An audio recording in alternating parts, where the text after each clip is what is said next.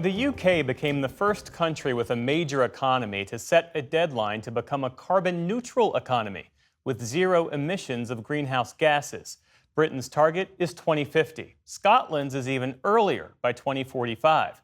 As Fred de Sam Lazaro reports, one industry is already trying to clean up its act, one responsible for Scotland's best-known export. Scotch whisky is a $7 billion a year export, reaching the farthest corners of the world, with scores of well-known brands from white label to black label. Distilled and blended in Scotland. The marketing, especially on more expensive labels, evokes the pristine Scottish countryside and its distinct whisky regions.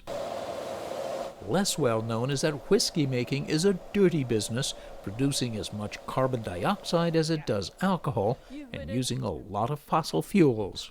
It is an energy-intensive process. This is our still house. Anna Pilkington is an engineer at the Glentockers distillery in the Speyside region, owned by the French multinational Pernod Ricard, with brands like Chivas Regal and Glenlivet. Some 3,400 gallons of alcohol, equal to about 13,000 one-liter bottles, are distilled each day after the barley is mashed, washed, and then distilled in enormous copper stills before being poured into wooden barrels to be aged. We have many different shapes of stills, and they will all produce a different character, because it all depends on how much time they have in contact with the copper. So there's nothing better or worse, it's just a matter of individual preferences that you're trying to cater to? Exactly. So we're in Speyside today, and Speyside are known for lighter, fruitier flavour profiles. However, if you were to go to Islay, they're known for their much heartier, fuller, richer spirits. And that's all to do with their malt, their water, and the shape of their stills. The concern of this distillery goes beyond the whisky palate to climate change and its potential impact on business, a concern shared by Scotland's government, which subsidised the installation of an elaborate system of pipes, condensers and compressors to capture and reuse much of the heat produced in the distillation. We've seen a 48% reduction in overall energy consumption, but in terms of heat energy and therefore carbon, we've reduced it by 53%. Has the equipment paid for itself yet? Yes, yeah. There are other plans capturing and bearing carbon dioxide, for example, to help reach net zero. It might seem like a no-brainer, but for many distilleries, such retrofits are not easy. Many are smaller, in old buildings on the historic register, and lack the physical space. And critically, they're loath to mess with a time-honored way of doing things. People are very nervous about changing the way the process works. The water. Ronald Dalmans is an executive with the distillery's parent company. Because it's been done this way for sometimes hundreds of years. Exactly, yeah. And especially if you're a smaller distiller, imagine if you only have 2 stills, 1 wash, 1 spirit. How do you do a trial in that scenario? Big and small, he says, distillers are working with their competitors to reduce the carbon footprint of a very image-sensitive industry.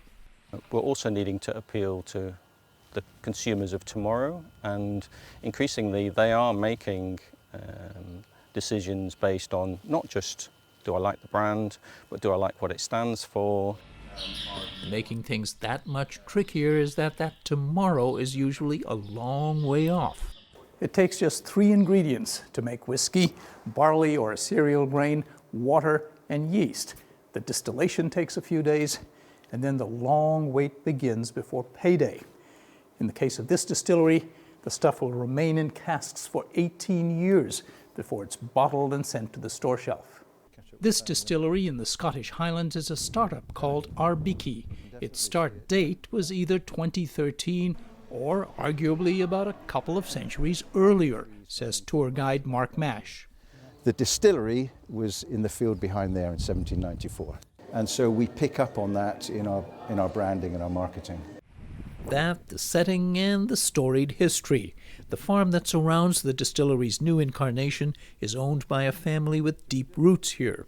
It will soon bring online a wind turbine, and unlike the multinationals with far-flung supply chains, everything is locally sourced. All of our white spirits. Today it sells and serves tourists vodka, gin, and a rye whiskey, things that need less aging, all to keep the lights on until the big release in 2033 of its single malt whiskey.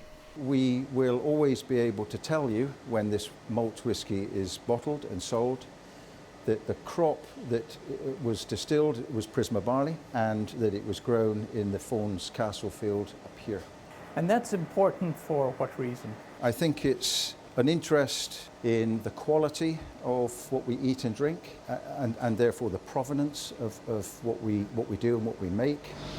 It's very individual. People sometimes say to me, Mark, what's your favourite whiskey? My reply is always, ask me what mood I'm in. He and the owners are counting on the right consumer mood 18 years after pouring their malt and a whole lot of faith into these casks. For the PBS NewsHour, in a very good mood, this is Fred de Sam Lazaro in the Scottish Highlands. Fred's reporting is a partnership with the Undertold Stories Project at the University of St. Thomas in Minnesota.